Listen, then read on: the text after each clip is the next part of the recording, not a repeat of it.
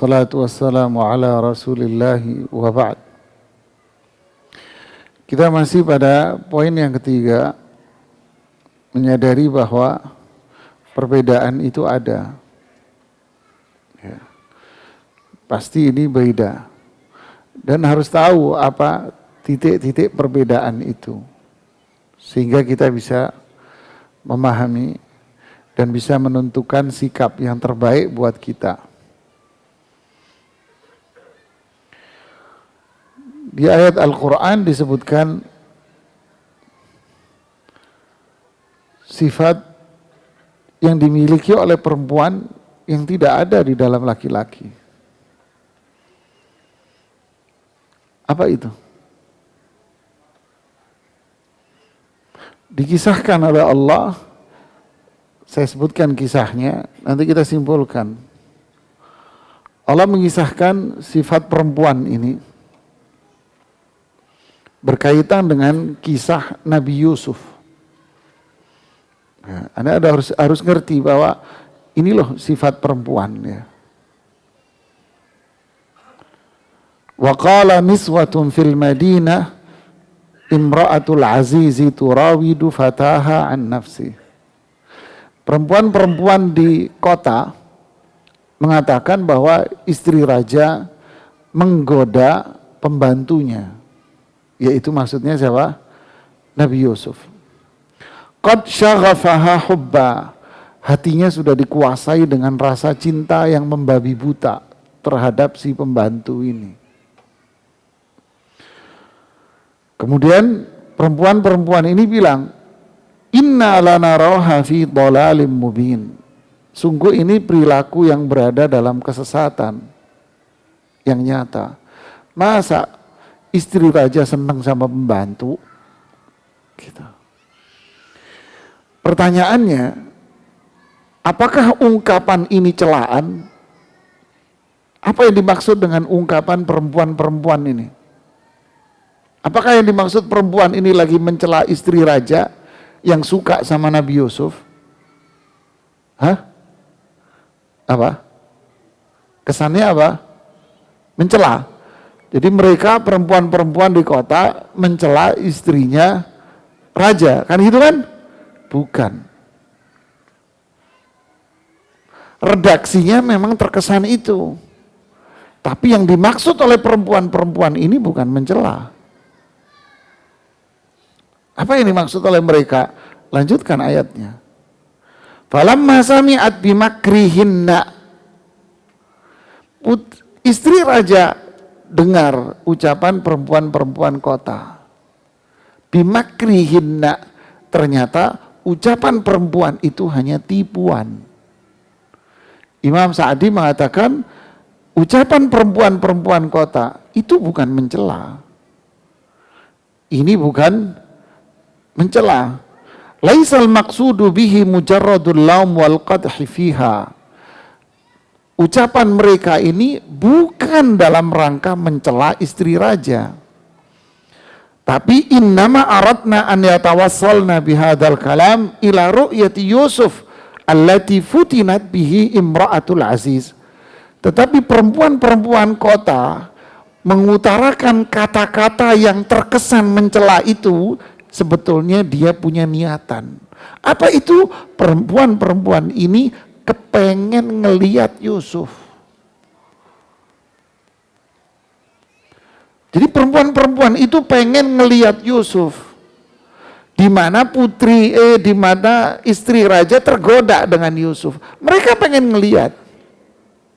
Cuman diungkapkan dengan bahasa seolah-olah apa? Mencela. Anda laki-laki nggak paham. Yang paham siapa? Sama-sama cewek. Makanya istri raja bilang, falamma sami'at, istri raja dengar omongan mereka. Ini bukan mencela saya ini. Mereka kepengen ngelihat Yusuf. Cuman cara ngomongnya aja belagu dia. Pura-pura nyela.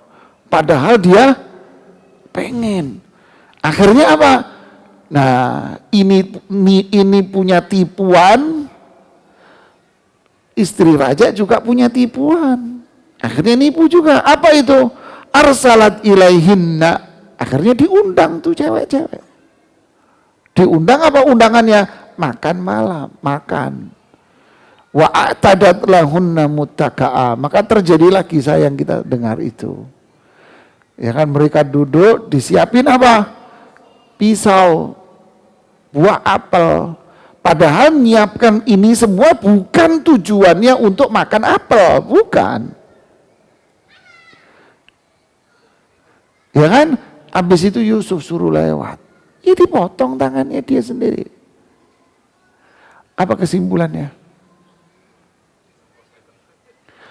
Perempuan itu pinter nipu.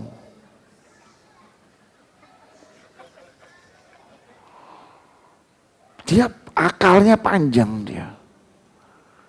Dia pandai dia membuat tipuan. Ya. Inilah perempuan. Faham jemaah? Anda harus tahu. Ini khas perempuan ini begini. Kita laki ini kadang tidak paham apa yang dia maksud. Tapi yang paham siapa? Sama perempuan. Makanya kalau istri Anda tinggal di rumahmu dan di rumahmu ada ibumu, ibumu tahu apa yang dimaksud oleh istrimu. Ya kan? Sehingga kerap kali istrimu nggak cocok sama ibumu. Ya tidak? Ayo. Istrimu kerap kali nggak cocok sama ibumu, mas, yang laki-laki ini. Tapi kalau Anda tinggal di rumahnya istrimu dan di rumah situ ada ibunya dia, Anda jadi raja. Adem, ayem, tentrem Anda akan dilayani.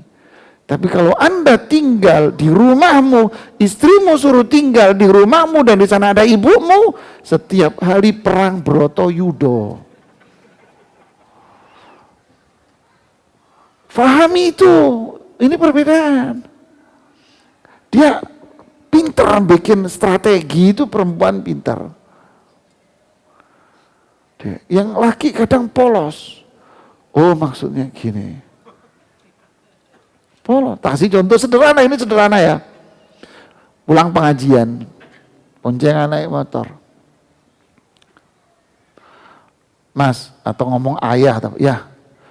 Nanti kalau mau pulang, belok kanan dulu. Mau ngapain? Nggak apa-apa, cuma mau mampir ke Indomaret.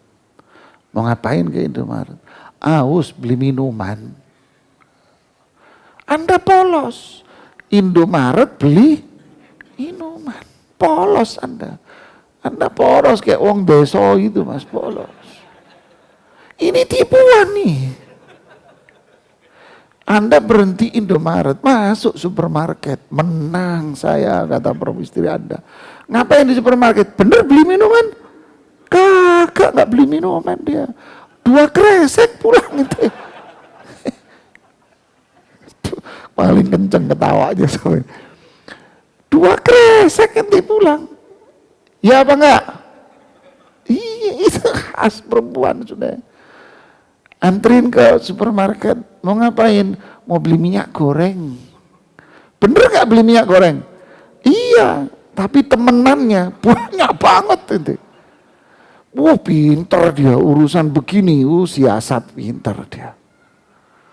Wah, ini kalah pemain bola yang triliunan itu ngoring bolanya dia. Itulah perempuan. Anda harus paham. Kadang dia mengucapkan kata-kata sesuatu, bukan itu yang dia maksud.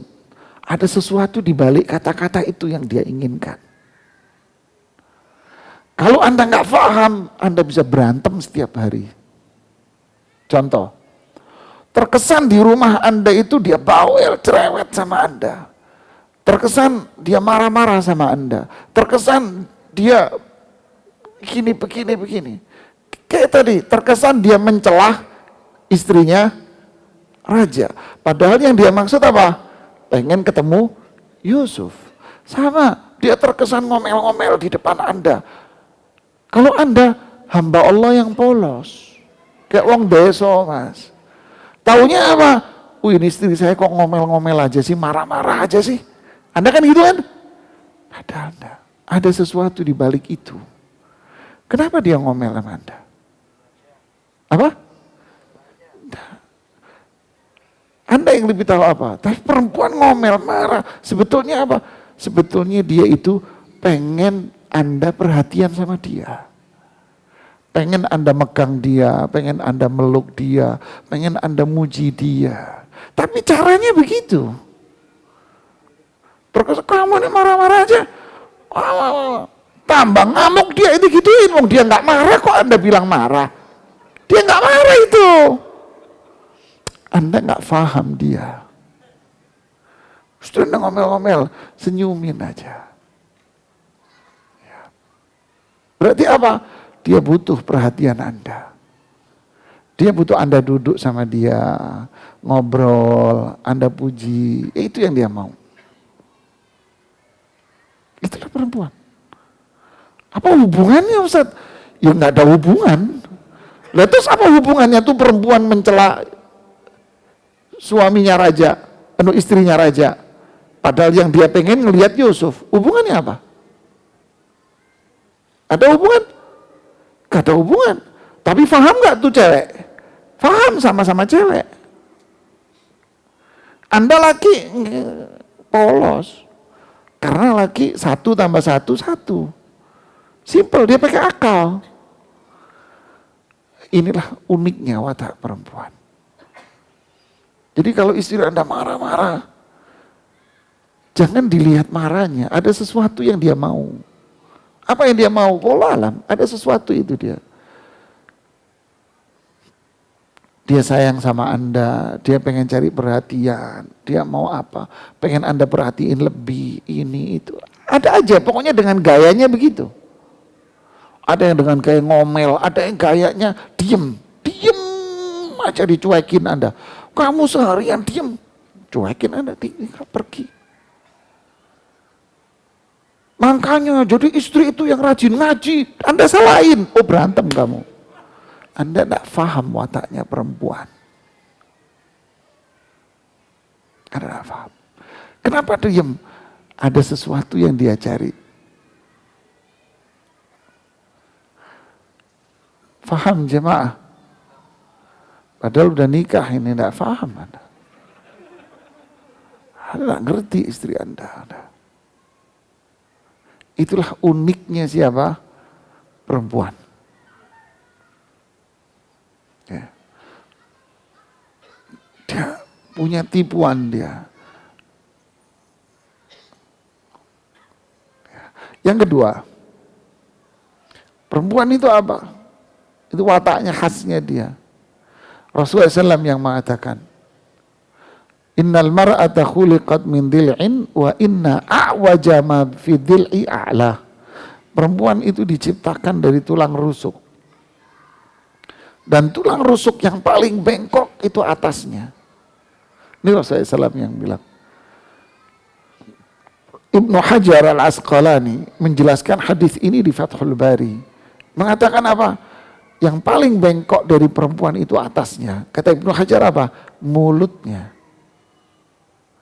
Paling bengkok dari perempuan itu mulutnya. Maksudnya apa? Mulutnya apa? Pedes. Ini dari pohon toge masih tinggi, sampai dari kecil tetap aja segitu wataknya perempuan jamaah. Faham maksud saya? Bingung Anda. Dari zaman dulu sampai sekarang, memang perempuan kalau ngomong pedes. Itu wataknya dia, sudah mas watak. Aisyah radhiyallahu anha mensifati Zainab bintu Jahsh. Mensifati Zainab, istri Rasulullah SAW. Satu-satunya perempuan yang dinikahi oleh Rasulullah SAW tanpa akad nikah. Allah yang menikahkan langsung. Satu-satunya beliau. Memang satu-satunya, nggak ada lagi sudah. Karena wahyu. Aisyah mengatakan apa? Zainab ini pedes mulutnya kalau ngomong. Ayo. Padahal dia perempuan mulia jamaah. Dinikahin Allah langsung yang menikahkan. Tapi mulutnya pedes. Apalagi yang nggak jelas ini tambah pedes jamaah. Ya pahami, itu lumrah itu. Kecuali kelewatan ya, perlu dinasehati. Jadi kalau ngomel gini-gini, lumrah. Ada sesuatu yang dia inginkan. Yang kedua, ya memang begitu bawaannya. Ya. Sudah, jadi kalau lagi istri Anda ngomel-ngomel, nikmatin. Anggap burung kenari berkicau di pagi hari, sudah. Tapi jangan ngomong loh sama dia, ngamuk nanti dia. Emang khasnya. Dia kalau nggak ngomel, pantatnya bisulen dia. Wis itu khas jemaah. Khas sudah. Jangan dianggap itu hal yang, kenapa kan saya bilang, beda. Laki sama perempuan, beda. Banyak ngomong. Ya.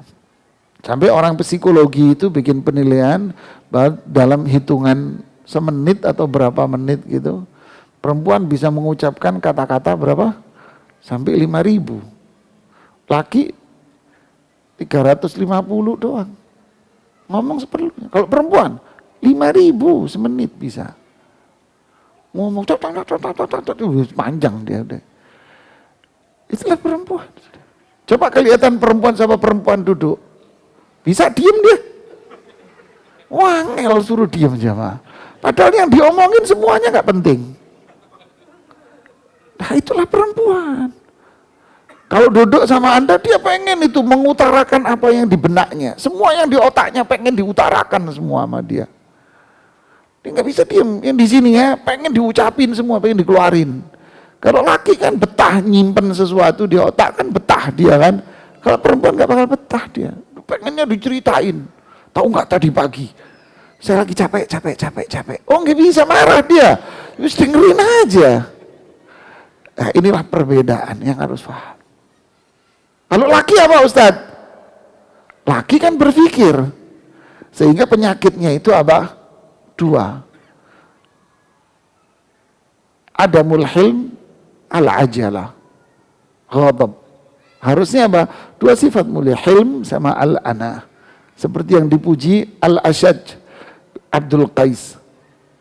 Kamu punya dua sifat mulia. Apa itu? Al-hilmu wal-ana. Hilm itu apa? Akal. Dia berpikir sesuatu itu dipikir dulu sama dia. Dipikir. Dia pakai akal, dipikir. Tidak mengedepankan amarah. Tidak. Al-ana dipikir dampak buruknya. Manfaatnya apa saya? Buruknya apa kalau saya berbuat? Berarti lawannya apa? Amarah, emosional. Terus yang kedua apa? Ya emosi. Apa itu? Berbuat sesuatu tidak dipikir dampaknya. Nah, ini penyakitnya ini laki. Semua terkesan emosional. Nggak pakai dipikir. Aja dua sifat ini sifat mulia. Al-hilmu wal-ana.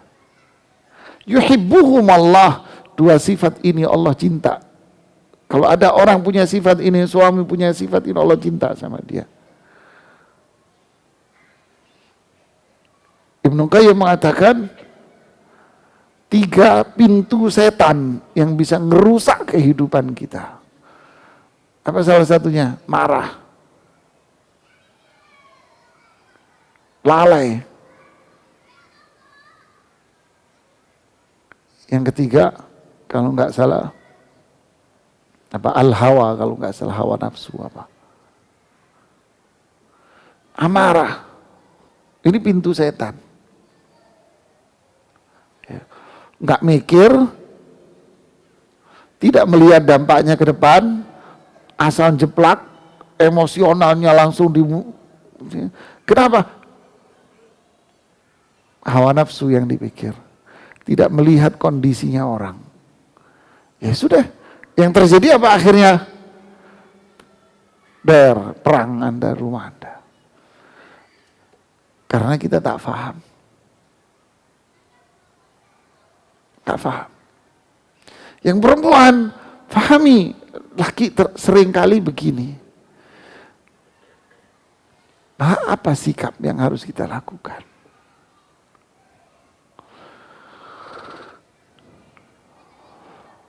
Paham jemaah?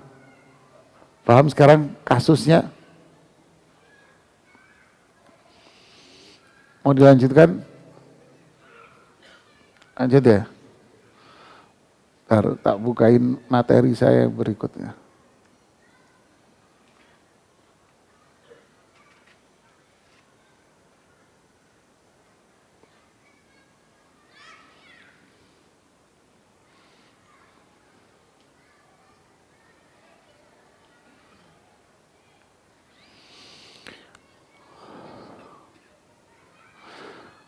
Apa sikap yang harus kita lakukan?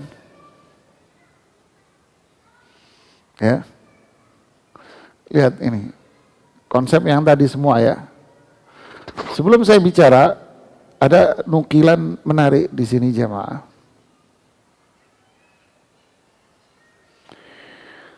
Ungkapan Abu Darda. Abu Darda mengatakan, diriwayatkan oleh Imam Ibnu Hibban. Qala li zaujatihi, Abu Darda pernah bilang sama istrinya, "Idza ghadibtu faraddini." Kalau aku marah, maafin aku ya. Wa idza ghadibti raddaituki. Kalau kamu marah, saya maafkan kamu. Fa idza lam nakun hakadha. Kalau kita suami istri tidak seperti ini, enggak punya sifat ini, ma asraq a'ma naftariq. Maka kita akan cepat bercerai. Saya ulangi ya. Saya ulangi lagi. Catat jemaah. Ini ucapan sahabat Abu Darda. Diriwayatkan oleh Imam Ibnu Hibban. Ya. Imam Ibnu Hibban meriwayatkannya di dalam Sahih Ibnu Hibban.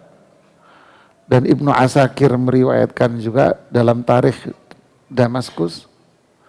Beliau mengatakan kepada istrinya, "Idza ghadibtu faraddini." Kalau aku marah, ridhoilah aku. Maksudnya apa? Maafkanlah aku. Maafkan aku. Jadi kalau suamimu marah-marah, ya sudah, maafin suamimu. Fa'idha ghadibti raddaituki. Kalau kamu marah-marah, ngomel-ngomel luar biasa, saya juga maafin kamu. Saya maafin. Lalu bilang gini, fa'idha alam nakun hakata. Kalau kita suami istri tidak memiliki sifat ini, ma asra'a ma naftarik. Cepat sekali kita ini bercerai. Gak lama, cepat cerai nanti.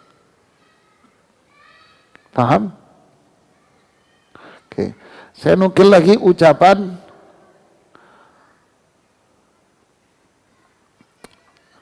Ali bin Abi Thalib.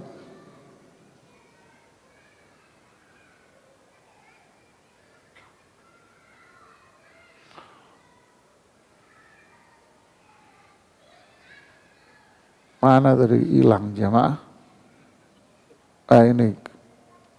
Ini ketemu. Ini barusan nyari ini. Imam Ibnu Muflih di dalam kitab Al-Adab Asy'ariyah menyebutkan ucapan Ali bin Abi Thalib tanpa sanad, tanpa jalur-jalur periwayatan.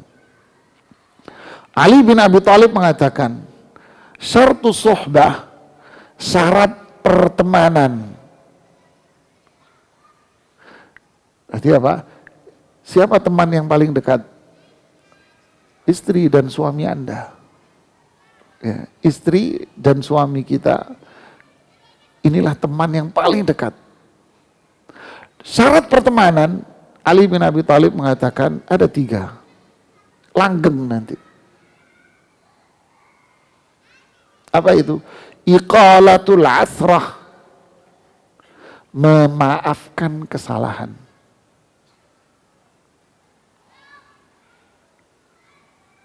Yang kedua, musahmahatul isyrah. Apa itu? Sikap yang baik dalam bergaul. Sikap, perilaku yang santun, yang baik. Isyrah ketika kita bergaul. Yang ketiga, al-muasah fil usrah. Kalau lagi ada kesulitan, ringankan kesulitan dia. Ini kelar jemaah. Ya. Kelar jemaah. Beda, tapi dituntut 2 in 1, ya kan? Lalu apa sikapnya? Kalau bahasa umum Al-Quran, wa ashiruhunna, pergauli dengan baik. Apa pergaul dengan baik? Nah, saya bicara secara sistematik aja, aplikatif. Apa rumusnya yang pertama? Yaitu apa? Maafkan kekurangan, kesalahan dia. Maafin. Hidup ini tenang jemaah. Bukan tenang aja. Rasulullah SAW bilang, wa ma zadallahu 'abdan bi'afwin illa izza. Tidaklah Allah menambah bagi seorang hamba karena sifat maafnya, melainkan kemuliaan. Hadis ini diriwayatkan oleh Imam Muslim, Tirmidzi, Imam Ahmad dari Abu Hurairah. Artinya apa? Kalau kita mudah memaafkan kekurangan, kesalahan yang kita nilai salah, yang kita nilai aib, yang kita nilai beda, maafkan.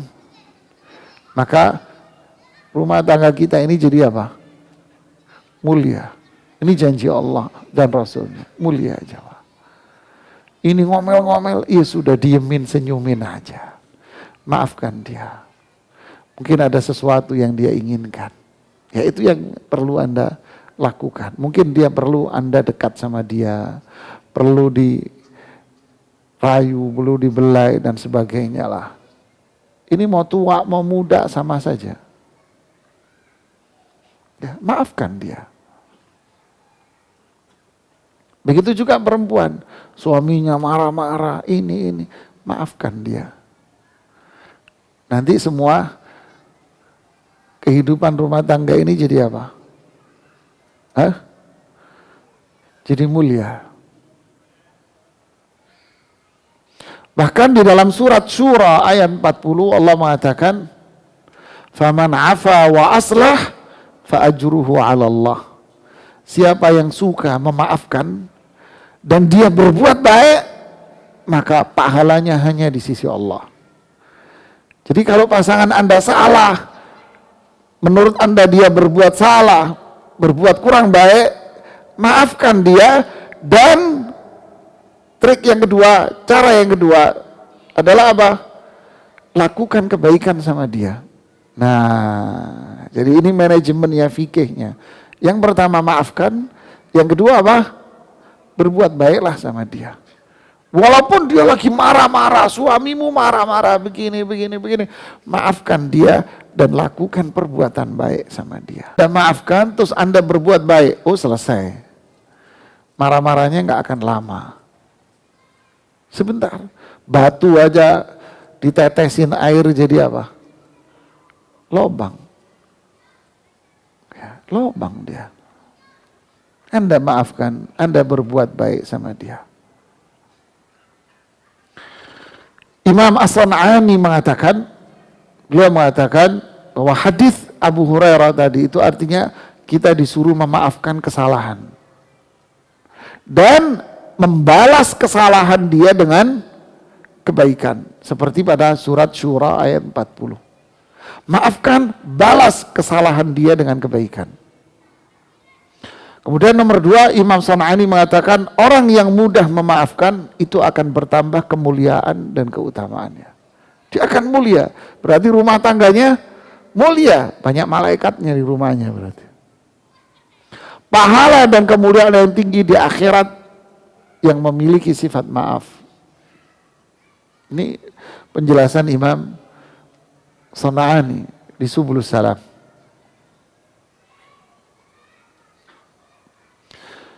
Jadi ada berapa tadi? Ada 2 kan? Apa itu? Maafkan. Dan yang kedua, balas yang buruk dengan yang baik.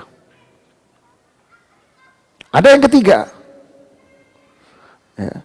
Disebutkan di surat Al-Baqarah pada ayat 237. Di Al-Baqarah ayat 237. Wa anta'fuwa aqrabu littaqwa wa la tansawul fadla bainakum. Maafkan dia, nanti kamu menjadi orang yang bertakwa. Wa la tansawul fadla bainakum, jangan melupakan kebaikan di antara kalian. Nah lo jamaah, berarti nambah. Orang yang mudah memaafkan mulia, pahalanya banyak. Yang kedua apa? Jadi bertakwa. Berarti keluarganya dapat stempel dari Allah, oh ini keluarga yang bertakwa nih. Karena apa? Suka memaafkan. Triknya nambah 1, maafkan, balas dengan kebaikan. Yang ketiga, wala tansawul fadla bainakum, jangan melupakan kebaikan dia. Nah, jamaah, jangan apa? Melupakan. Rasulullah SAW bersabda di hadis sahih, la yafruq mu'minun mu'minah, janganlah seorang laki-laki beriman membenci perempuan. Suami benci istrinya, istri benci suaminya. In kariha minha khuluqan radiya minha akhar. Kalau Anda tidak suka sikap dia yang ini, sifat dia yang ini, masih ada yang lain yang baik. Nah, kenapa kok yang dilihat ininya toh yang jeleknya ini? Fa in karihtumuhunna fa'asa apa? Jika kalian tidak menyukai istrimu yang ini, perbuatan dia yang ini, maka semoga apa yang tidak kalian sukai diganti sama Allah dengan yang baik. Masih banyak perbuatan dia yang baik. Kenapa kok kita lihat yang buruknya ini toh? Ustadz, suami saya begini. Seolah-olah nih suami dari ujung rambut sampai ujung jempolnya jelek semua 100%. Ustadz, istri saya begini. Ada satu laki-laki datang ke tempat saya. Ustadz, istri saya ini bodoh Ustadz. Ini omongan dia begitu. Karena dia nggak pernah ngaji Ustadz. Saya sudah bolak-balik saya suruh ajak ngaji. Nggak pernah mau dia ngaji. Makanya suka begini. Habis istrinya sama dia digencet. Saya dengerin aja. Gimana menurut Ustadz? Menurut saya bilang, Iya, menurut saya istrimu jauh lebih baik daripada kamu. Wah, kaget dia. Loh, kok bisa? Iya, karena dia merasa bahwa dia orang yang jahil. Tapi kamu merasa diri kamu orang pinter. Kamu sombong. Langsung nyender dia. Ada lagi mas yang ingin disampaikan? Enggak Ustadz. Celingo kanan. Akhi. Itu melihat orang yang dipelototin apanya? Kukunya yang sakit. Cantengan kukunya. Dilihatin, ya Allah. Sakit. Aduh sakit. Ya, yang sakit cuman ini. Seluruh tubuhmu sehat. Kenapa kok yang dilihat yang buruknya ini toh masih punya sifat baik yang lain? Ustadz, suami saya begini, istri saya begini. Kenapa kok yang pelototin yang itu? Ini penyakit ini jemaah. Akhirnya cenderung terjadi apa? Musuh. Rumah tangga ini kayak musuhan. Melihatnya kayak ngelihat harimau mau makan gitu. Bawaannya ribut aja. Duduk sama suaminya, istrinya. Diem-dieman kayak orang gak akur gitu. Memang kayak gak akur. Diem-dieman doang. Terus dapat telepon dari temennya. Halo cantik, gimana kabarnya say? Itu dia cewek-cewek bahasa perempuan. Halo say, gimana kabarnya say? Yang laki, halo bro, gimana kabarnya bro? Tadi lo gak ada ngomong lembut begini. Benar-benar gak punya iman kita ini. Kenapa? Karena yang dilihat jelek. Coba Anda sama teman, Anda lihat jeleknya teman Anda? Hah? Enggak, seakan-akan temanmu ini gak punya kejelekan. Malah Anda buang kejelekan dia. Benar semua ini temanmu ini. Ini hidup kebolak-balik jemaah.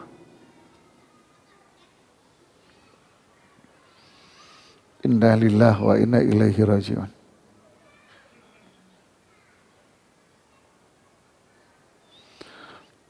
Malah di Al-Quran, di surat An-Nisa ayat 149.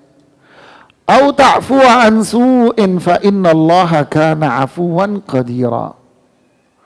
Anda memaafkan kejahatan, keburukan, kesalahan dia. Sesungguhnya Allah itu Maha Pemaaf. Kata Syekh Muhammad Shalih Al-Utsaimin, jika kalian memaafkan kesalahannya, niscaya Allah akan memaafkan kesalahan kalian. Karena Allah mengatakan, sungguh Allah Maha Pemaaf dan Maha Kuasa. Berarti Allah memaafkan kalian, padahal Allah mampu untuk menghukum kalian. Ini di Aqidah Wasithiyah. Coba jemaah. Jadi Allah maafkan kesalahan kita semua. Berarti rumah tangganya tenang, tumanina. Nggak akan lama.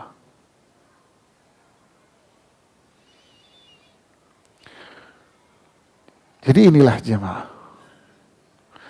Apa? 3 tadi? Apa? Maafkan. Balas dengan kebaikan. Yang kedua, yang ketiga, jangan melupakan. Oke, ada ayat lagi di surat Zukhruf. Saya ngomentari 3 ini sekaligus. Di surat Zukhruf ayat 88-89. Allah berfirman, wa qilihi ya rabbi inna haula'i qaumun la yu'minun. Ini Rasulullah SAW mengeluh kepada Allah. Ya Allah, ini orang-orang kok nggak beriman. Saya dicaci maki, saya dicela. Berarti ngeluh kepada Allah berkaitan dengan siapa? Orang kafir. Ini kenapa ini orang-orang kafir ini kok malah mencela saya, mencaci maki saya. Ini berkaitan dengan orang kafir loh. Ya, apa jawaban Allah di ayat 89-nya? Fasfahanhum. Maafkan mereka wahai Muhammad. Allahu Akbar. Siapa mereka ini? Orang kafir jamaah, orang kafir jamaah. Fasfahanhum, maafkan orang kafir yang jahat sama kamu itu.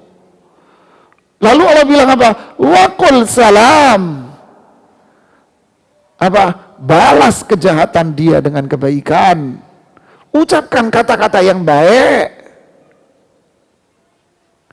Ya akhi, ini sama siapa? Orang kafir. Terus bagaimana dengan suami, dengan istri? Maafkan dia salah. Dia marah-marah, ngomel, marah. Balas dengan tutur kata yang indah, yang baik. Balas dengan kata-kata yang manis. Dia marah, dia ngomel marah. Balas dengan kata-kata yang indah. Allahu Akbar.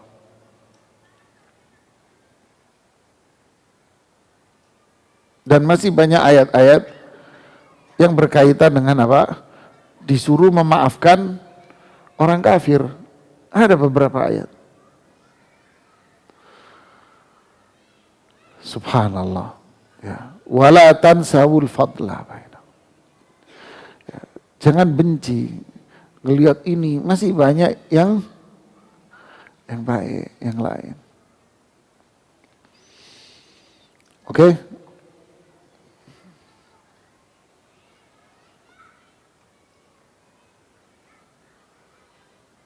Ada ungkapan saya ambil dari kitab Mausu'at Nadratun Naim di jilid yang ke-7.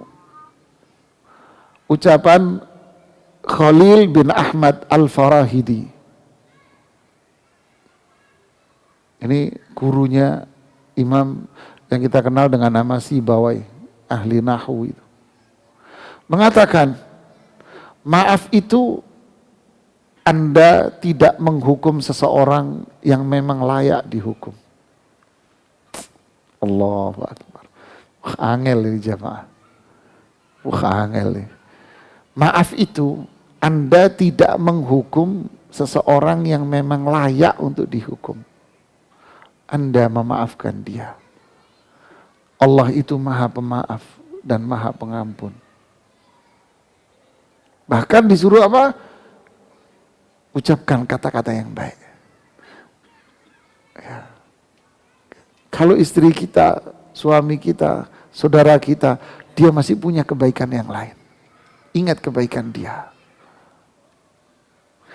Raghib Al-Asfahani mengatakan di kitab yang sama, di jilid yang sama, di halaman sama.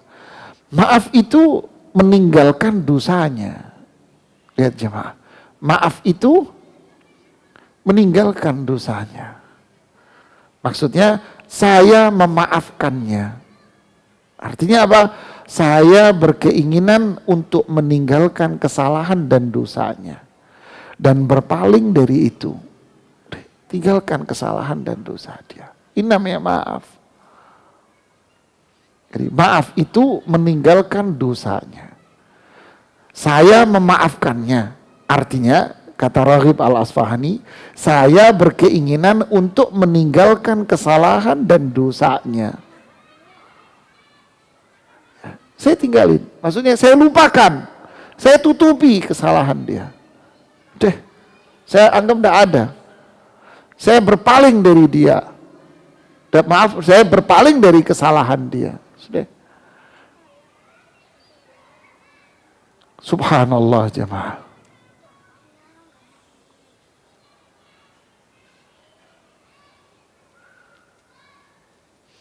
Ada keistimewaan perempuan ya ma. Apa itu? Hobi ngungkit-ngungkit kesalahan walaupun 10 tahun yang lalu. Anda dibawain gelas botol. Nih, bawa. Daripada nanti di kantor kamu bolak-balik beli atau apa. Ini botol ini ada isinya. Ya sudah. Awas lo kamu hilangin. Kapan ilangi? Dulu kamu ilangin. Bingung, kamu lupa ngingetin, ente lupa. Kapan aku ngilangin botol ini? Lupa ya? Itu waktu itu. Kapan? 10 menit, 15 menit. Ya Allah, cerita 5 tahun yang lalu kamu masih ingat. Ingat itu. Itu Tupperware ente ilangin, ente tinggalin di kantor. 5 tahun yang lalu diingat sama dia. Wah, istimewa tuh dia itu. Memorinya kuat. Khusus barang milik dia yang dihilangin. Itu aja memorinya kuat. Inna lillahi wa inna ilaihi raji'un. Aduh. Inti salah sama dia dulu. Berapa tahun yang lalu? 5 tahun yang lalu. Sekian tahun lalu. Diinget-inget. Jangan diulangi lagi ya. Kapan? Bingungan. Itu waktu itu astagfirullah, itu kan 5 tahun yang lalu. Ya biarin pokoknya. Gitu. Ya akhi, ya ukhtah, mbak, ibu, jangan suka ngurek-ngurek kesalahan, ngorek-ngorek kesalahan. Maafkan, sudah masa cerita seolah-olah fresh terus diulang. Ya Allah, astagfirullahaladzim.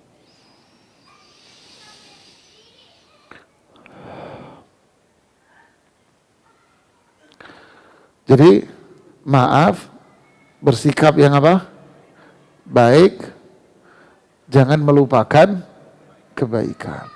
Imam Sa'di mengatakan, Allah memerintahkan mereka, yaitu umat Islam, untuk menghadapi keburukan mereka yang begitu besar, yaitu orang kafir tadi, dengan maaf dan berlapang dada. Sampai perintah Allah datang, yaitu jihad di jalannya. Ini cerita di luar medan pertempuran. Lapang dada, berbuat baik. Dan seterusnya, kisah-kisah para sahabat cukup banyak. Ya. Kemudian, saya ini masih bicara umum loh ya. Bagaimana Rasulullah SAW dengan istrinya, saya belum bercerita. Ya kan? Waktunya udah mau habis. Masih banyak, anak yang pegel jemaah. Enak aja inti.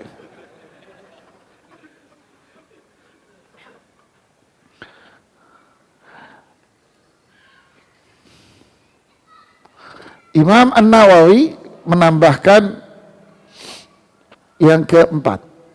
Kata Imam Nawawi, maklumi kekurangan, bukan maaf ya, maklumi kekurangan pasanganmu. Kalau istri, maklumi kalau dia itu bengkok, memang mulutnya seperti itu, cerewet bin ceriwis, ya sudah, maklumilah, maklumi dia. Maklumi kekurangan masing-masing. Sabar. Sabar itu apa? Jangan mengeluh. Ya, jangan keluh. Memang seperti itu. Lalu yang berikutnya nomor berapa? 5. Imam Nawawi bilang, jangan terbersit di pikiran Anda untuk menceraikannya. Jangan. Ya.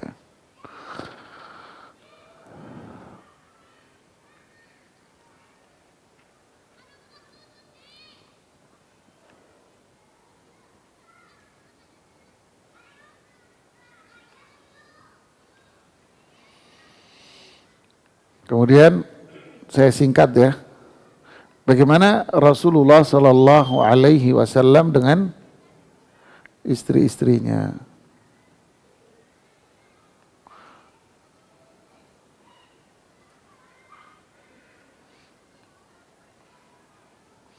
Nah, ini penjelasan ringkas dari Imam Ibnu Katsir rahimahullahu ta'ala. Penjelasan Imam Sa'di detail, panjang, menjelaskan sampai puluhan akhlak Rasulullah SAW dengan keluarganya.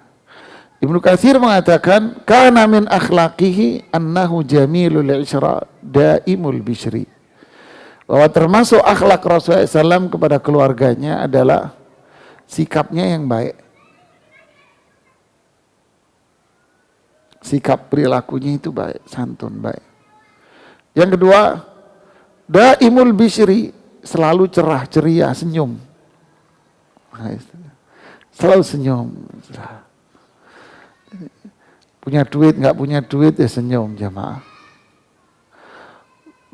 Masakannya nggak enak, ya senyum. Makanya sampai dibolehkan bohong khusus untuk suami istri. Tapi nggak semua kondisi loh ya. Nggak semua kondisi loh ya. Bohong dalam kaitan apa? Bohong dalam kaitan umpama dia masak. Masakannya nggak enak. Asli nggak enak jamaah. Tapi Anda ditanya, enak nggak ya? Mantap masakannya. Wah seneng dia terbang. Padahal yang Anda maksud mantap apa? Mantap nggak enak. Umpama enak Anda. Anda bohong, padahal nggak enak. Enak kok, enak. Anda nggak berdosa. Ini bohong boleh. Disebutkan sama Imam Nawawi di Riyadhus Shalihin, bentuk bohong boleh. Seperti ini. Ya. Dia pakai baju. Dia, bukan waktunya untuk dikritik.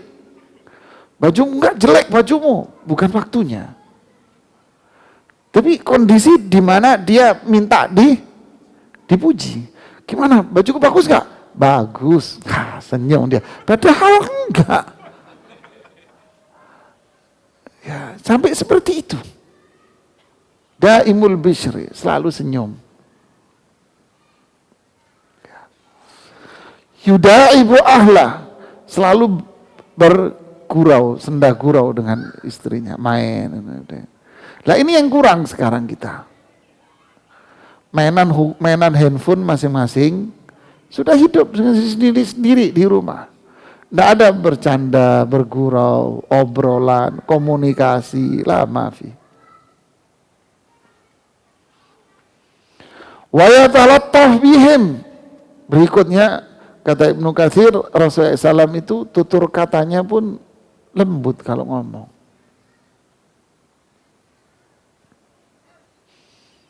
Berikutnya, wah ini paling seneng ini cewek ini.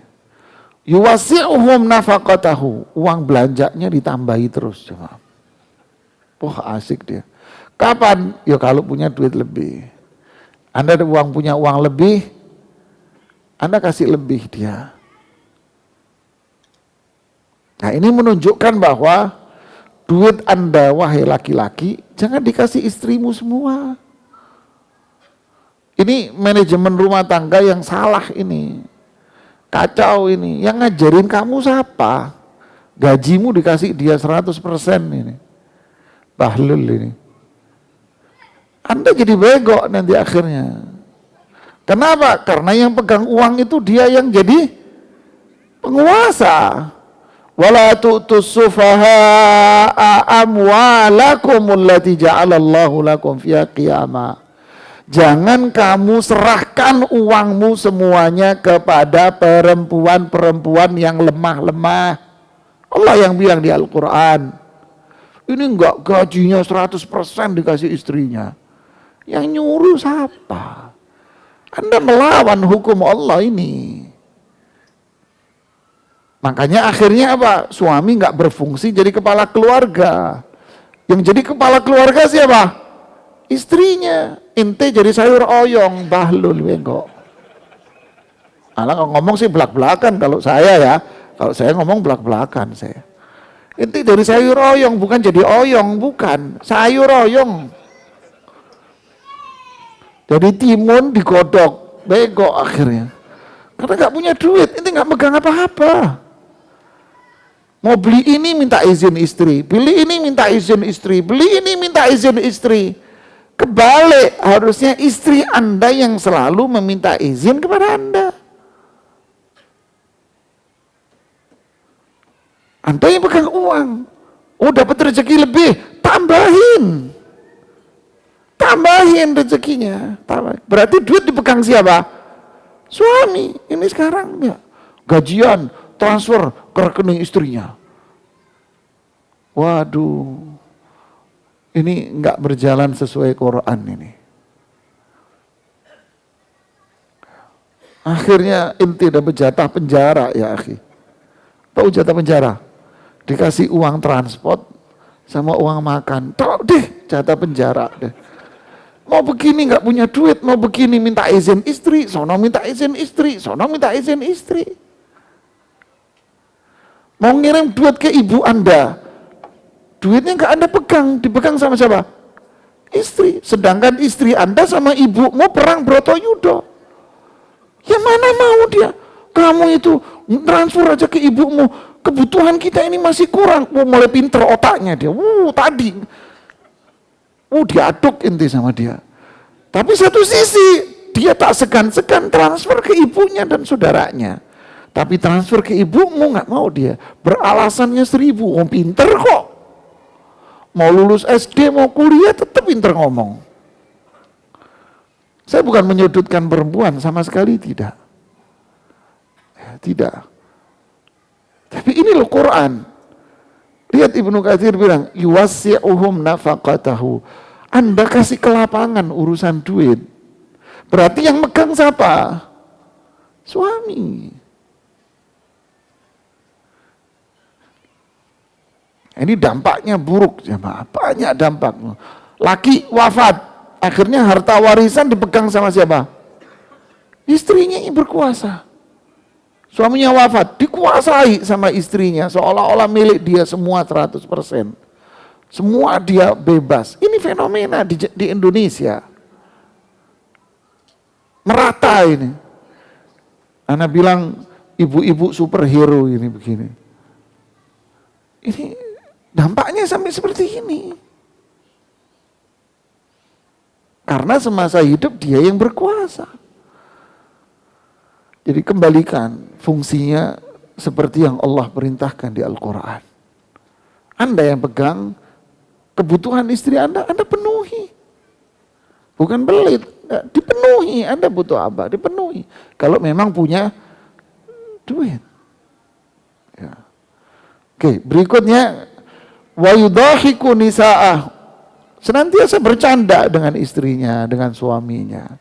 Bukan dia bercanda sama orang, telepon, ketawa-ketawa. Giliran sama suaminya, sama istrinya, bersih tegang. Nah, Rasulullah SAW tidak begitu.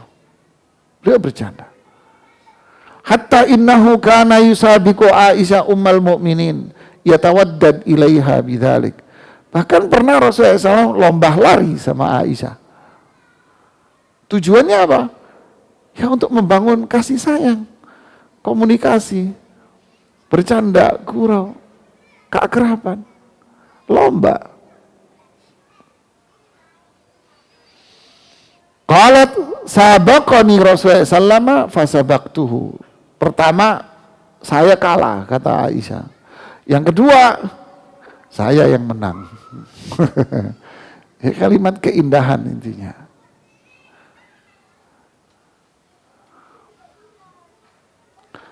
Kemudian wa istami' nisa'uhu kulla lailatin fi baitil ladzi yabitu 'inda. Jadi kalau istrinya Rasulullah SAW istrinya banyak. Kalau malam semua istri-istrinya ngumpul. Setiap malam istrinya ngumpul. Istri-istrinya. Di mana? Di tempat yang ada giliran. Oh, giliran si A, istri-istri yang lain ngumpul di sini. Habis itu pulang masing-masing. Sekedar apa? Makan malam bareng-bareng. Untuk membangun keharmonisan. Kalau istrinya lebih dari satu.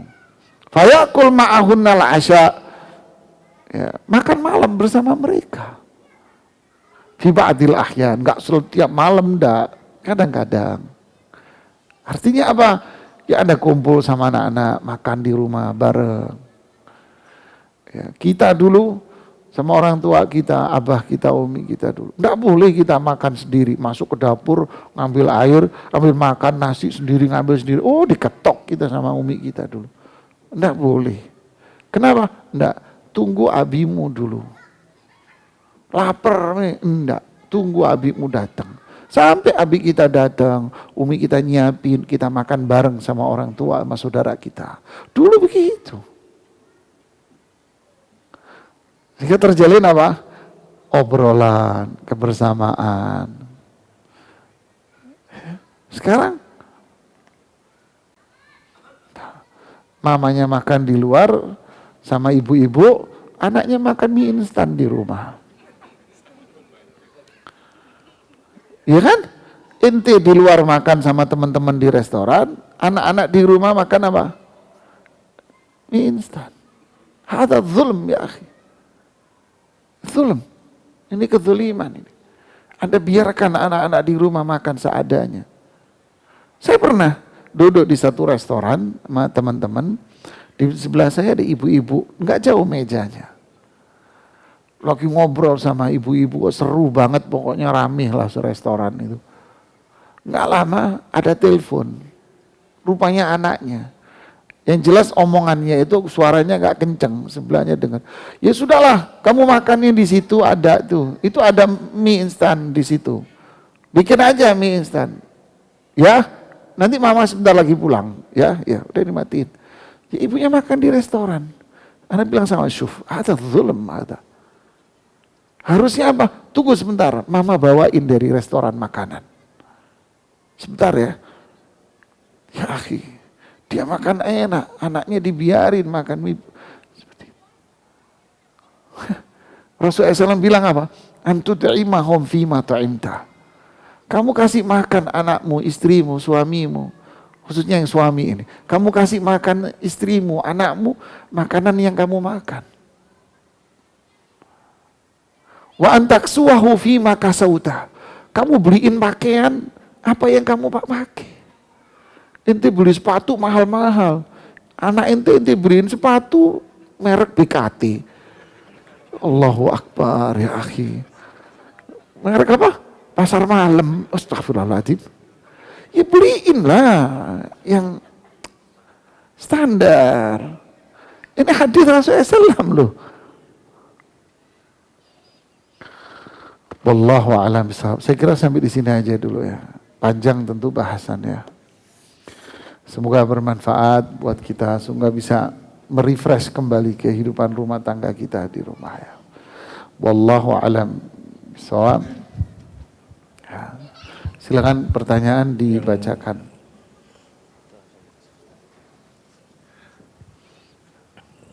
Ada dari Ikhwan yang mau bertanya? Dibacain aja Pak. Ini jangan dari Ahwat. Enggak apa-apa, bacain aja sudah. Oke. Ada beberapa yang kita sudah sortir yang mungkin agak penting untuk disampaikan. Pertanyaan, bagaimana menyikapin suami yang keras dalam mendidik anak dan tidak mengizinkan anak laki-laki kami menangis. Bahkan saat kesakitan, saat dikhitan, sampai saat kesakitan, saat menghafal ayat Quran, mendidiknya juga terlalu keras. Mohon pencerahan dari Ustadz. Ya inilah bagian dari tidak memahami perbedaan. Menuntut orang lain seperti dirinya. Nggak bisa jawab. Yang kedua, inilah contoh ketidakada kelembutan. Wala yunza'u min syai'in illa sya'nah. Tidaklah kelembutan itu hilang dari sesuatu, dari seseorang, melainkan yang terjadi adalah kehinaan. Akan terjadi kehinaan. Jadi memaksa orang kayak dia. Kemudian yang kedua, tidak ada kelembutan, maka yang terjadi adalah kekacauan. Ya, pasti. Jangan paksa orang itu kayak Anda. Mungkin Anda sudah kebal, mungkin Anda sudah kuat, mungkin Anda sudah begini-begini. Tapi orang lain belum tentu sama Anda. Apalagi anak-anak, dia masih kecil. Dia belum tahan rasa sakit, umurnya udah beda. Terus Anda ukur diri anak kecil seperti Anda, Ini tentu kejahilan ini pada orang tuanya. Ya. Yang kedua, anak Anda dituntut untuk hafal. Harapan orang tuanya kalau perlu sehari sejuz ngapalin. Wah, ini kalau perlu. Akhirnya kan tuntutan orang tua itu kan selalu kepengen cepet. Wah. Ya akhi, belajar ilmu ini bukan bikin pisang goreng. Itu nuntut harus hafal sekarang, harus kuat, langsung murojaahnya langsung kuat, nggak boleh lupa. Ya akhi, ilmu ini tumbuh berkembang, ya sedikit demi sedikit dipupuk, melihat kecerdasan. Mungkin anak Anda bukan tipe yang mudah menghafal, mungkin Anda punya kecerdasan yang berbeda. Ya, Anda akan merusak diri Anda sendiri, merusak keluarga Anda, menjadikan anak-anak Anda itu tidak sayang, nggak dekat sama Anda. Ya. Wallahu alam. Ada lagi? Pertanyaan yang kedua, suami Ana melarang Ana untuk ikut kajian ataupun belajar tahsin, padahal Ana sudah minta izin dengan baik sebelumnya. Lalu yang mana yang harus Ana ikutin Ustadz? Bukanlah menuntut ilmu itu wajib bagi setiap muslim. Mohon penjelasannya Ustadz. Jawabannya pertama, jika Anda tidak punya cara lain untuk belajar kecuali harus datang, maka datanglah, karena mencari ilmu itu wajib. Yang kedua, jika Anda memungkinkan untuk belajar walaupun hanya di rumah, belajar tahsin online, bisa Anda belajar online. Dan bisa Anda untuk kajian-kajian dengan cara di rumah, maka lakukan. Walaupun tidak selalu seperti itu. Sesekali Anda datang ke pengajian, sesekali Anda datang. Ya. Itu jawaban saya. Wallahu a'lam. Pertanyaan lainnya, saya mau bertanya, laki-laki sebagai suami bertanggung jawab atas istrinya. Pertanyaan saya, bagaimana tanggung jawab di akhirat bila laki-laki tersebut selingkuh dan menikah lagi? Yang kedua, bagaimana tanggung jawab di akhirat bila laki-laki meninggal terlebih dahulu dari istrinya? Pertanyaan yang pertama terlalu sensitif bagi saya untuk menjawab. Karena saya tak tahu masalah sebetulnya apa. Ya, jawaban saya bisa blunder, bisa berbahaya. Saya terkena opini dari si penanya. Ya, apa masalah Anda? Saya tak tahu. Ya. Apakah benar suaminya tidak adil? Kita nggak tahu. Atau pertanyaan ini hanya dibangun di atas prinsip kecemburuan saja. Ini bahaya buat saya. Ya, bahaya buat saya. Jadi saya tidak mau jawab, karena jawaban saya nanti dijadikan pegangan. Ya. Pertanyaan yang kedua, apa yang kedua tadi? Bagaimana tanggung jawab di akhirat bila laki-laki meninggal terlebih dahulu dari istrinya? Sisi tanggung jawab apa yang dia maksud? Harusnya Anda minta meninggal dulu begitu ya. Terus maksudnya apa ini? Gitu.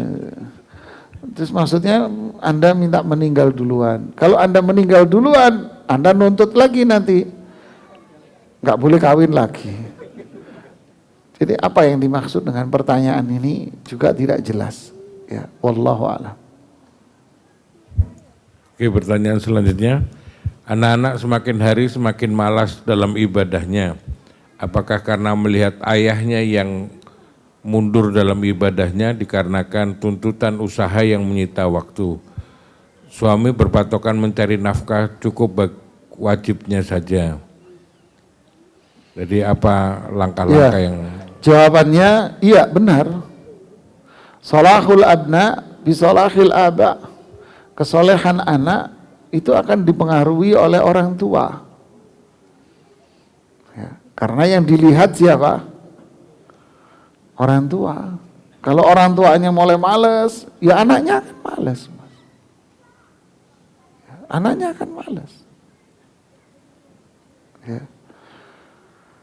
Kalau orang tuanya semangat, ya maka anaknya insya Allah semangat. Jadi jangan terburu-buru menyalahkan anak, tapi koreksilah diri kita dulu. Ya, koreksi apa yang kurang pada diri saya, apa yang salah pada diri saya. Jangan tiba-tiba senjata dilemparkan kepada anak, padahal harusnya lemparnya ke Anda. Ya. Wallahu a'lam. Terakhir nih Ustadz, jika hilang esensi pernikahan, kemudian istri mengajukan khulu, syaratnya harus mengembalikan mahar.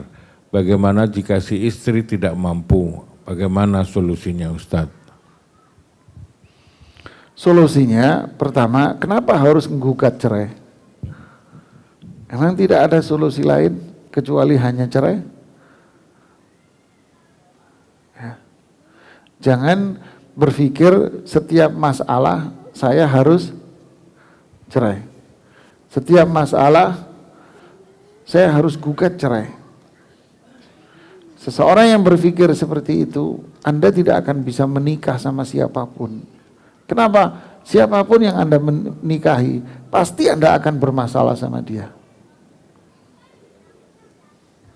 Ya. Anda menikah sama siapapun, Anda akan bermasalah. Ya, karena pernikahan itu mesti ada 1001 masalah. Kalau sedikit-sedikit Anda mau cerai. Tidak bisa. Jadi cerai itu dibantar ke bank. Pembuangan yang terakhir. Kalau memang sudah tidak ada cara. Memang sudah nggak ada cara ya Ustadz. Oke, apa yang sudah Anda lakukan? Usaha untuk islah. Mendamaikan antara Anda dengan suami Anda atau istri Anda. Apa usaha yang Anda lakukan? Ini kan bisa jadi hanya versi Anda sendiri. Sudah Ustadz, versi Anda sendiri bisa jadi. Lakukan dulu islah. Ya kan? Pernah nggak Anda mengumpulkan keluarga Anda? Orang tua Anda, orang tua pasangan Anda untuk duduk membicarakan itu? Pernah? Belum pernah sih Ustadz. Pernah manggil Ustadz, duduk konsultasi sama seorang Ustadz untuk mencari jalan keluar, solusi? Belum pernah Ustadz. Ya berarti belum ngapa-ngapain kamu. Kok tiba-tiba mau cerai? Sudah Ustadz konsul sama siapa? Temen. Ah lah temen. Ini tumbuh ketemu tutup. Kamu tahu tumbuh ketemu tutup. Tahu tumbuh Mas. Panci nanti ketemu sama penutupnya. Artinya apa? Klop. Ya Anda teman Anda nggak ngerti hukum, terus Anda curhatin dia, tambah parah kasusnya. Ya jangan cari. Yang kedua, kalau memang memang sudah mentok, sudah jadi bantar gebang, ya sudah silahkan ceraikan. Sudah segala macam cara tidak bisa ditempuh, masih berada dalam keburukan, ya udah enggak apa-apa, Anda ceraikan dia. Ya, jadi usahakan dulu, jangan dikit-dikit cerai, dikit-dikit gugat, dikit-dikit menggugat. Ya. Ada perempuan datang, Ustadz saya mau gugat suami saya, sudah gak kuat saya Ustadz. Gimana menurut Ustadz? Silakan aja Bu. Sudah gugat sana, silakan. Bengong ibu ini. Maksudnya kan mau nanya saya, ini mau bela. Mirip-mirip begini. Tuh kan Ustadz mengizinkan tadi jawabannya. Ini cari pembela. Cerai aja Bu sana. Sudah cerai. Saya bilang. Loh kok Ustadz begitu? Loh, terus ibu maunya apa? Kan tadi minta mau cerai. Ya udah sana gugat. Lo enggak begitu.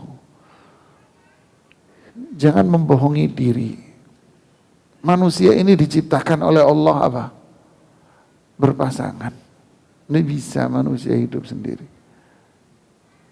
Allah ciptakan manusia apa? Berpasang-pasangan. Ya ayyuhan nas, inna khalaqnakum min dzakarin. Allah ciptakan laki perempuan. Pasang-pasangan memang. Terus kita mau, enggak, saya mampu untuk hidup sendiri. Saya bisa, jangan bohongi diri. Hawa nafsu.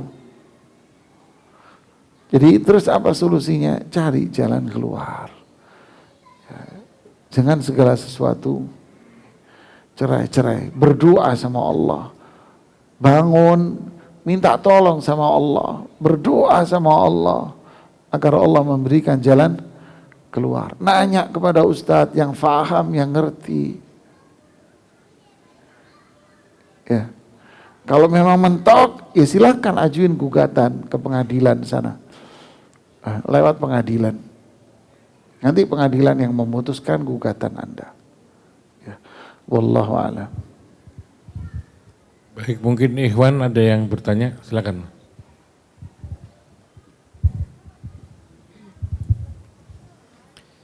Assalamualaikum warahmatullahi wabarakatuh.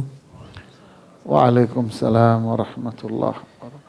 Jazakallah khair Ustadz atas segala ilmunya. Semoga Allah Subhanahu wa taala senantiasa menjaga Ustadz serta keluarga dan seluruh umat muslimin. Amin, amin. Ustadz, terkait dengan pernyataan Ustadz yang terakhir bahwa apa yang saya makan itu juga yang istri atau anak-anak makan. Saya ada contoh kasus keharusan ketika saya bertemu klien, kemudian makan di suatu tempat yang istilahnya mewah gitu ya Ustadz ya, dalam rangka untuk menjamu klien tersebut. Nah kemudian ketika saya bicarakan itu terhadap istri saya seolah-olah gitu meminta juga, kalau gitu saya juga bawa dong makan ke sana gitu. Padahal mungkin dengan uang saya sendiri saya tidak akan kepikiran untuk makan di situ gitu loh Ustadz. Nah apakah memang kewajibannya harus selalu seperti itu gitu ketika kasus-kasusnya itu memakai uang perusahaan gitu, saya menjamu tamu itu. Apakah itu menjadi hutang, dalam artian hutang kepada istri saya untuk menyediakan makan yang sama juga sejenis dengan itu.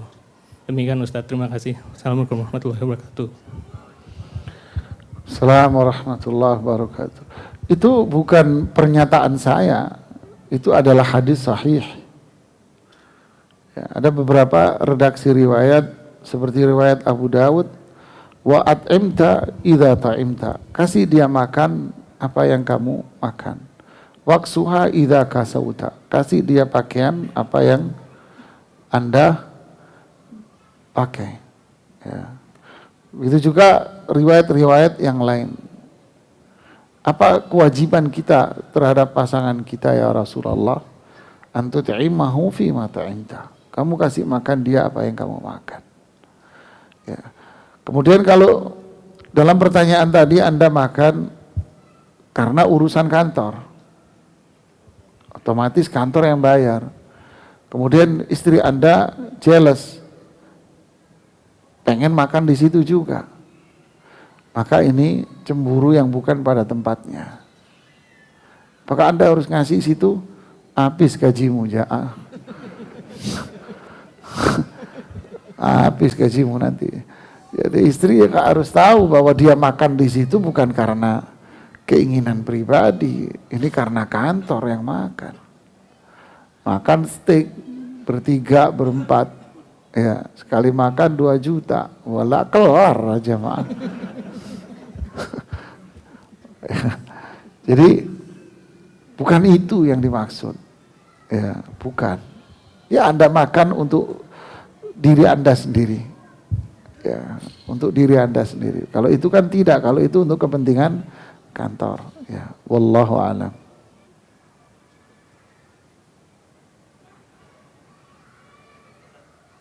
Ya, silakan.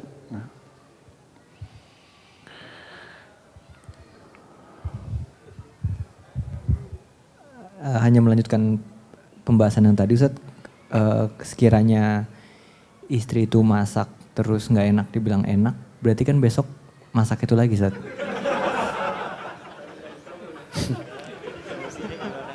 Nah solusinya berarti gimana Ustaz? Bohong lagi dong? Solusinya apa? catering. Jebol dananya. Jawabannya sederhana sebetulnya. Apa itu? Banyak jalan menuju Mekah aja, Pak. Bukan menuju Roma. Menuju Mekah banyak. Dia lagi capek. Terus Anda bilang masakan kamu nggak enak.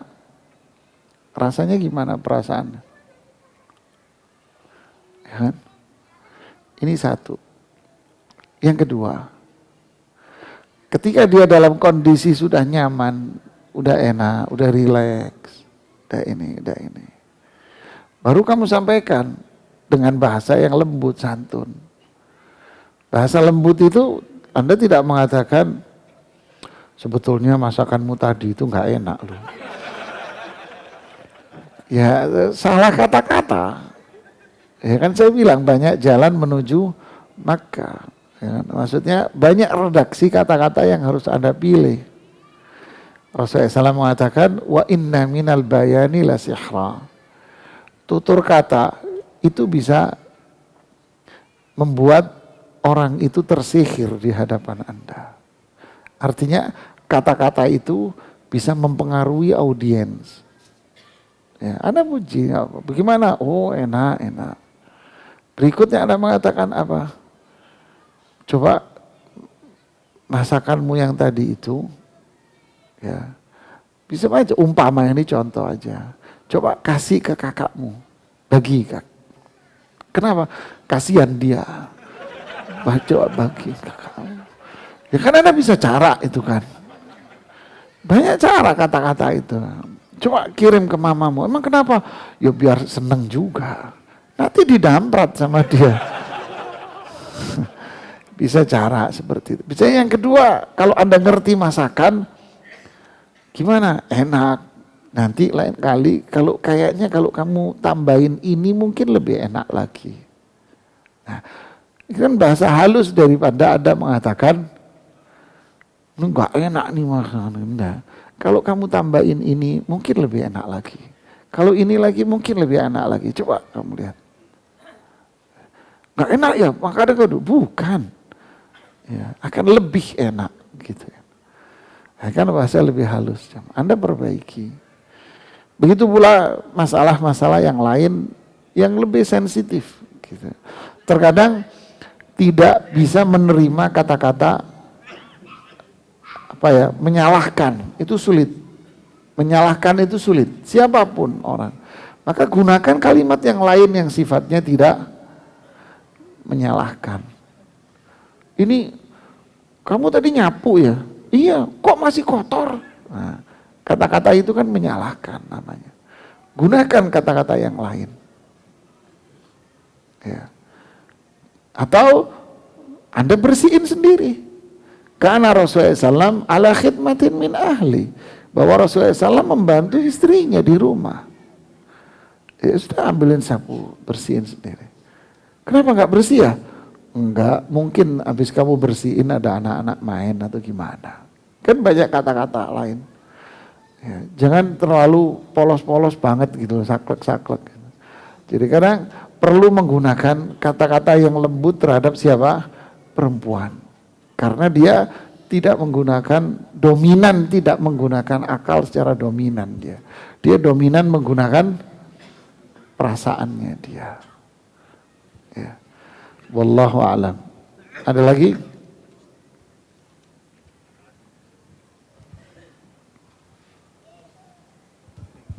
Nggak ada mungkin. Ustadz, sebelum ditutup sesi kedua ini, saya melihat ada spanduk yang Ustadz sekarang lagi tekunin, yaitu bergerak di bidang dakwah dan sosial. Mohon dijelaskan, ini di luar sesi daurah. Kami persilakan Ustadz. Ya, intinya kita ini pengen punya jejak-jejak kebaikan. Apa yang bisa kita lakukan buat masyarakat? Seperti pertanyaan sahabat, ya Rasulullah, ayyun nasi khair? Ya Rasulullah, manusia mana yang baik? Yaitu anfa'uhum linnas. Berikan sesuatu yang manfaat buat orang. Daripada Anda di komplek kerjanya hanya jadi guru geografi, bikin peta. Oh ini masyarakat nggak sunnah, ini belum sunnah, ini nggak sunnah, ini masjidnya. Maklum, ini bukan sunnah. Ini daripada Anda mempeta-petakin orang, lakukan sesuatu yang manfaat buat mereka.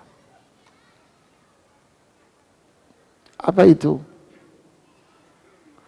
Bikin apa yang Anda bisa. Dimulai dari kecil. Ya. Teman-teman yang di daerah Pondok Gede di sana, mereka semangat jemaah. Saya bina mereka memang. Ngajarin bapak-bapak, ibu-ibu yang gak bisa ngaji Quran. Mereka kumpulkan, ngaji, diajarin. 3 bulan bisa ngaji, 3 bulan bisa ngaji, 3 bulan bisa ngaji. Bayar gratis. Setiap angkatan muridnya bisa 400-an. Ini sekarang muridnya 425 orang. Dan semua gratis, enggak bayar. Terus, mereka orang miskin. Orang miskin bicaranya bukan sunnah enggak sunnah. Sudah sunnah atau belum sunnah. Orang miskin enggak bicara itu. Bicara apa? Bro, kita bikin rumah makan gratis. Yang nggak punya uang, silahkan Anda makan di situ setiap hari, nggak apa-apa. Inilah yang kita buat, jemaah. Ya. Setiap 3 bulan mereka bisa ngaji, sudah selesai. Jadi yang daftar, yang nggak bisa ngaji. Ada 425 orang.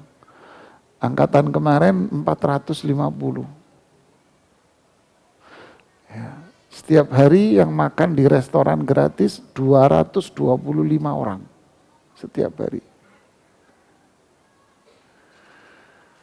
Ya. Lakukan apa yang bisa kita lakukan. Ya, inilah yang kita berbuat. Ya. Semoga Allah memberikan keberkahan buat kita semuanya.